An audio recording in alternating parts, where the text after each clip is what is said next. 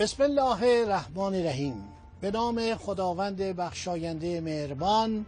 دوستان عزیز، من خسرو معتضد هستم در برنامه روزگاری ایران، یا به قول من ایران همچون دهانه آتش فشان، اقتباس از محمد حسن هیکل، روزنامه‌نگار بزرگ مصری، در پایان عرض شود که دوران مصدق این کتابو نوشته. این عکسایی که می‌بینید، این تصاویر، کتابایی است درباره جنگ جهانی دوم، به زبان آلمانی هستش، بسیار جالبه. و در این کتاب روز شمار ایران هم اومده، درباره ایران، تصرف ایران هم یک عرض شود که تصاویری گذاشته، چون میخوایم برسیم به جنگ جهانی دوم. بهترین کتاب درباره عرض شود موقعیت ایران در جنگ جهانی دوم مال آقای مجد، پروفسور مجد، عرض شود محمد قلی مجدی، به زبان انگلیسی تو آمریکا نوشته. این ترجمه شده در ایران علی اکبر رنجبر کرمانی. این کتابو من به عنوان یک تاریخ خوان به همه توصیه میکنم. و واقعا با آقای مجد تلفنی با من صحبت میکرد، گفتم حقیقتا شما به گردن مردم ایران حق دارید، این کتابو برید پیدا کنید. تمام چیزهایی که درباره جنگ هست از دیدگاه آمریکایی‌ها کنار رفته بودن. سال 1114 از ایران قهر کرده بودن، یعنی دعوا شد بین ایران به خاطر اینکه سفیر ایران در آمریکا با همسر انگلیسیش در یه جاده‌ای میرفته، همسرش هم بسیار زن بد اخلاقی بوده و ایشون پلیس جلوشو گرفته، گفت شما چقدر سریع میرین، ماشینم آرم به اصطلاح دیپلماتیک نداشته. پیاده شده سفیر و شروع کرده داده بیداد. زنش کار بدتری کرده، زن انگلیسیش سگو انداخته به جان پلیس. اونا فوراً بیسیم زدن، اومدن و گرفتن و با چه افتضاح و آبروریزی بردن. رضا شاه بدون که تحقیق کنه رابطه رو به هم میزنه. 2 سال میگذره، بالاخره یکی از عرض شود سفرای ایران در آرژانتین، نادر آراسته، با کردل هال وزیر خارجه آمریکا در آرژانتین ملاقات میکنه، رابطه برقرار میشه. به مناسبت عروسی فوزیه سفیر آمریکا اجازه پیدا میکنه، البته وزیر مختار، لوئیز گوته دریفوس، و خانومش هم زن خیلی خوبی بوده، برخلاف امثال ترامپ و این آدمایی که نام آمریکا رو بدنام کردن. میرفته به بیمارستان فیروزآبادی پنیسیلین، مواد غذایی و عرض شود خاربار هدیه میکرده. لوئیز گوته دریفوس گزارش‌های مفصلی داده، انگرد گزارش داده، ما کاملا متوجه میشیم. روز 11 شهریور 1318 ناگهان خبر میابند که دنیا جنگ شروع شده. یعنی هیتلر که مدتی پیش نمایندش عرض شود فون ریبنتروپ رفته بود مسکو و با استالین و مولوتوف دیدار کرده بود، نازی ها با عرض شود که دولت شوروی مثل کارد و پنیر بودن، مثل سگ و گربه بودن، دشمن هم بودن. یک دفعه اینا اتحاد میکنن، میشن با هم دوست، در حالی که ماها بود دولت شوروی ایران رو متهم میکرد، میگفت شما اجازه به هواپیمای انگلیسی میدین که بیان روی باکو دور بزنن، عکس برداری کنن، و ایران مأمن عرض شود جاسوسان آلمانیه. در اون زمان حدود 2000 نفر آلمانی در ایران بودن و بیشتر اینها در کارهای مهندسی بودن، در املاک بودن، در راهن بودن، در کارهای توریستی بودن. یه شرکتی بود به نام شرکت این توریست، شرکت فروشتال که عرض شود کارهای ساختمانی میکرد، شرکت شنکرس بوده، یه شرکتی بوده ویلی شنل، همینطور کارهای راهن و اینا رو انجام میدادن و البته تو اینا SS هم بودن. SS یعنی چی؟ یعنی سپاه شبه نظامی حزب نازی. در میون اینها غیر از SS ها ST ها بودن. ST یعنی چی؟ اینا رو بدونید بد نیست براتون. زایشر داینست یعنی گروه امنیت. خرابکاران، اینا کسایی بودن که هر جا که میرفتن خرابکاری میکردن. البته در ایران هدفی نداشتن، برای که فقط آبادان مهم بود. یعنی باید آبادان و آلمانا فکر کرده بودن این نفت یک ذخیره گرانبها برای ملت ایرانه. آلمانا فکر کرده بودن که اگر به آبادان برسن با مخازن عالی نفت پدر متفقین در می آوردن. یه جنگ است. حالا یه ده فرانسه و انگلستان جزو بسیار متحدین هم، بلژیک هم به اینا پیوسته. آنور عرض شود که آلمان هست، آلمان نازی، ایتالیای فاشیست و ژاپن امپراتوری. جالبه در جنگ اول ژاپن طرف آمریکایی‌ها و انگلیسی‌ها بود، حالا عوض شده. ژاپن هم در تهران سفارتخونه داره، آلمان هم داره، ایتالیا هم داره و اینها عرض شود که مورد علاقه مردمن. یعنی مردم ایران به غیر از انگلستان بدی دیده بودن، درویی دیده بودن که هر کس که دشمن انگلستان بود مورد علاقه اینا بود. همینطور مردم ایران از روسیه میترسیدن.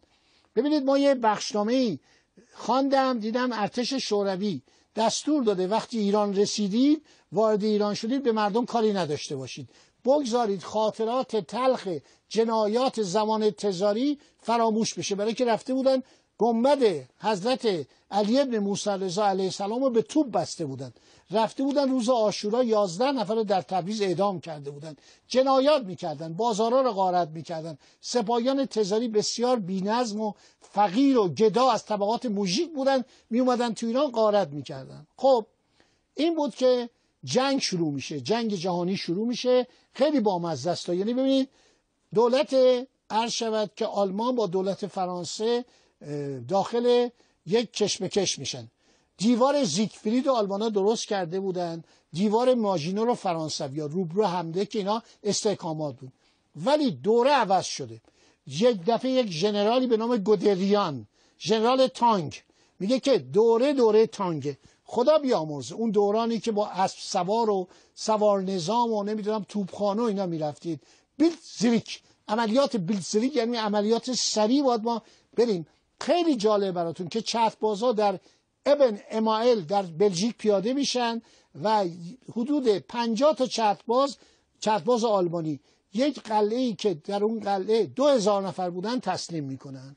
این بود که ایران اعلام بی‌طرفی میکنه. 2 سال بی‌طرفی که در این 2 سال ایران میگه آقا من وارد هیچ جریانی نیستم، در این جنگ اعلام بی‌طرفی میکنم و دولت آلمان و تمام دولت‌ها قبول میکنن. دولت فرانسه قبول میکنه، دولت انگلستان قبول میکنه ظاهراً، ولی وحشت داشتن. تهران میشه مرکز جاسوسان آلمانی، مرکز جاسوسان انگلیسی، مرکز جاسوسان روسی. ببینید در اون زمان خیلی مهاجرای روس در ایران بودن.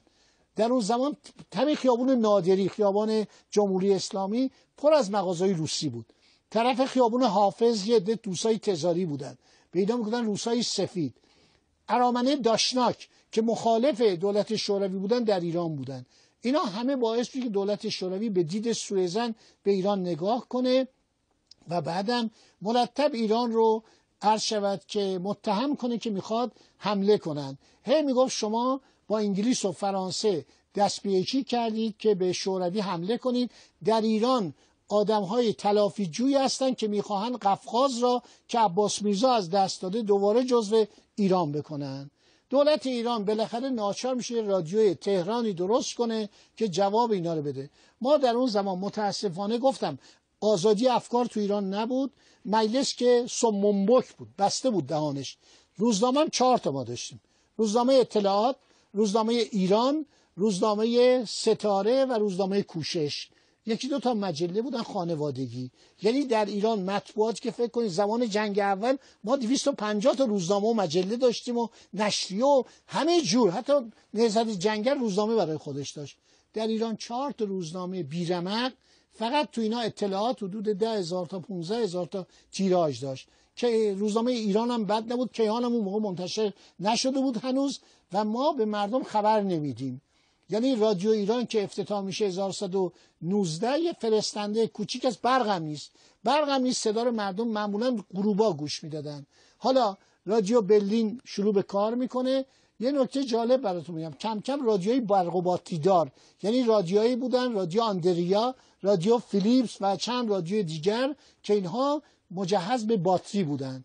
در دهات هم میتونستن مردم گوش بدن. رادیو خیلی نقش مهمی در اون زمان داشت. این بود جنگ شروع میشه بین اول آلمان و فرانسه، بعد انگلستان به کمک عرض شود که فرانسه میاد. مواجهه دانکرک، یعنی فاجعه دانکرک، فکر کنید 350,000 سرباز انگلیسی و فرانسه در ناحیه دانکرک شمال فرانسه گیر میافتند. هیتلر هم چون امیدوار بود که تسلیم بشه انگلستان، سعی میکنه که به اینا یه فرصتی بده. ایرانی‌ها مبهوتن. آقای مشفق کاظمی در کتابش نوشته سفارت آلمان دعوت میکرد، فتح نارویک در نروژ، فتح پاریس، مردم میرفتن آقا خوشحال، عجب قدرت این آلمان چه عظمتی داره. حتی به هم میگفتن که هیتلر اسمش هیدره. باور کنید هیدرم عرض شود که مردم، هنری کاسدی میگه به من گفتن 300 نفر به من گفتن ما او رو در مشهد دیدیم، داشته زیارت میکرده. تبلیغات آلمان که ما آریایی هستیم، ما مسلمان هستیم، یک حتی قانون عوض کردن، ازدواج پسران ایرانی با دختران آلمانی آزاد شد. اول اجازه نمیدادن. یک سازمان مرتجع اصلاح افکار بود، اصلاح نژاد، و این سازمان دانشجویان ایرانی 90 تا یا حدود مثلا 150 تا در آلمان بودن. اینا رو مدت‌ها جزء نژادهای دژنره محاسبه میکرد. وقتی به اینا احتیاج پیدا کرد گفت نه، اینا هم نژاد آریا هستن و ازدواج میتونن با دخترای آلمانی بکنن.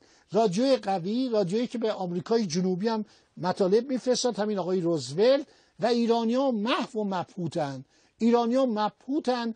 در همین زمان عرض شود که بین سالهای 1312 تا 1320 دستگاه پلیس سیاسی رضاشاه همینطور داره قربانی میگیره. عرض شود نصرتالدوله فیروز کشته میشه، در سمنان میکشنش. عرض شود که جیبا کشته میشه، مدرس که قبلا زندانی بود در 1116 در کاشمر میکشنش، در خراسان میکشنش. جیبا که معاون وزارت دربار بود، دوست تیمورتاش بود، اونو در ملاگر میکشن. خزعل رو در 1115 عباس آقا شش‌انگشتی در قاسم آباد تجریش میکشه. ارباب کیخسرو شاهرخ که پسرش تو رادیو برلین بود، چون به پسرش مینوشت آقا فحش نده، حمله نکن، عرض شود اونم گوش نمیداد. ایشون زردشتی بود، سالها مباشر و کارپرداز مجلس بود. این ساختمان مجلس رو این ساخته بود بعد از آتش سوزی 1110. اینم میکشن. محسن جهانسوزم که کتاب عرض شود نبرد من هیتلر رو ترجمه کرده بود، اونم تیربارونش میکنن. گروه 53 نفر کمونیستا رو میگیرن. 1116 افکار عمومی نسبت به دولت بسیار بدبین. تمام این گزارش‌های مامورین دیپلماتیک داره میگه در ایران انتظار انفجار میره. عرض شود مجله تایم خیلی از ایران انتقاد میکنه. آیرون فرار میکنه بعد از دزدی‌های فراوان. رئیس شهربانی اعلام میکنه که من گلوم درد میکنه و حالت ارچه از سرطان گلو دارم. به این بهانه از ایران میره، حالش خوب میشه، میره جزء تشکیلات آلمان. اونجا هم دزدی میکنه، قاچاق ارز میکنه، زندانیش میکنن. مدتی گشتاپو اینو زندانی میکنه. ملک قاضی رو در عراق انگلیسی‌ها میکشن. عرض شود که یک کودتایی در عراق میشه، 4 اقداد، یعنی 4 سرهنگ. رشید علی گیلانی است، مفتی اعظم فلسطین هم که دشمن انگلستان بوده، از فلسطین پناهنده میشه به عراق. اینا شکست میخورن. ارتش عرض شود که انگلیس اینا رو داغون میکنه. لژیون عرب از طرف عبدالله پادشاه اردن، پادشاه دستنشانده اردن که برادر همون ملک فیصل اول بود، اونا میان و کودتا رو به هم میزنن. نایب السلطنه عراق عبدالاله به کشتی انگلیسی پناهنده شده بود، برمیگرده و حکومت رو در دست میگیره. چه ماهی اردیبهشت و خرداد تمام دنیا میگن میخوان به ایران حمله کنن، ایران رو بگیرن. دولت ایران میگه نه خیر، چنین چیزی نیست، خبرگزاری پارس میگه این مزخرفات رو ما تکذیب میکنیم. آنچه روزنامه‌های استکهلم مینویسن، روزنامه‌های آلمان مینویسن، روزنامه‌های نمیدونم سوئیس مینویسن، روزنامه‌های ترکیه مینویسن، همه اینا بیخوده. ما آماده هستیم، ارتش ما هم آماده است. عرض شود که در این زمان سعدآباد ساخته میشه. سعدآباد حدود 7 تا قصر یا 8 تا از بودجه شهرداری تهران. آقای فروزان شهردار تهران بعد از شهریوری 20 میره میگه آقا 35 میلیون تومان ما این قصر رو ساختیم و از بودجه شهرداری تهران تقدیم کردیم. راهان هم که تمام شده بود در 1117 عرض شود که ایستگاه تقاطع راهن شمال و جنوب رو به نام فوزیه خواندن. کار بسیار بزرگی بود ولی پرخرج بود و خیلی از این راهن عرض شود انتقاد میشد، چه در مطبوعات خارج چه آدمای کارشناس. کابینه های مخبرالسلطنه، فروغی، جم، متین دفتری، منصور بر سر کار میان و بعد سوال اینه که آیا ارتش ایران آمادگی داره یا نه. در 10مین قسمت این قسمت از برنامه ما ماجرای 3 شهریور و سقوط رضاشاه و تبعید او را به جزیره موریس، بهش دروغ گفتن شما رو میفرستیم شیلی یا آرژانتین یا کانادا. میبرم به جزیره موریس که در برنامه بعدی براتون خواهم گفت. خدا نگهدار شما. امیدوارم که از این برنامه اطلاعات لازم رو کسب کرده باشید. البته همتون ماشاءالله صاحب اطلاع هستید، ولی این مختصرم من سعی میکنم یه بارقه‌ای از تاریخ دوستی در شما عزیزان عرض شود روشن بشه، علاقه به تاریخ داشته باشید، تاریخ مملکت خودمون رو بخوانیم که تکرارش نکنیم. خدا نگهدارش.